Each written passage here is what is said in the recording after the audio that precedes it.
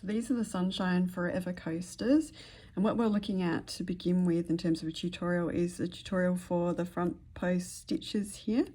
So in the third round, you'll notice that these rays here are made with front post stitches, and they're actually front post 2 double crochet cluster stitch.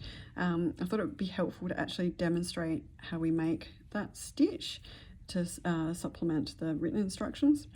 So there's a couple of coasters I've made here earlier, but I've got one that I've started. So in this case, I'm just using DK or 8-ply yarn, but you can use thicker yarns as well, but your coaster will end up quite big.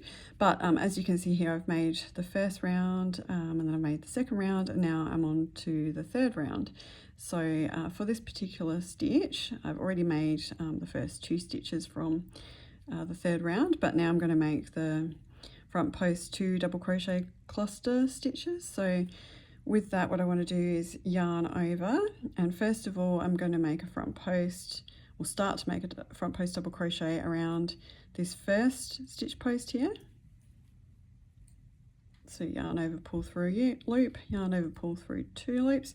Now I'm not going to complete the double crochet stitch as I want to work into that second post next to make my cluster stitch. So I'm going to yarn over and then use that second post. So it's inserting my hook around the second post, yarn over, pull through a loop, yarn over, pull through 2 loops. Okay, so now we have 3 loops on the hook, and to complete the cluster stitch we want to yarn over and pull through all 3 loops, just like that. So the reason why I decided to do a cluster stitch instead of work 2 separate post stitches, it just made the rays neater. I mean, you could experiment with something simpler, but I found that that had the best effect, best finished effect when I was working the design. So we'll make another one. I'll just work I'm actually working into the back loop plus the third loop, but the pattern has just back loop only.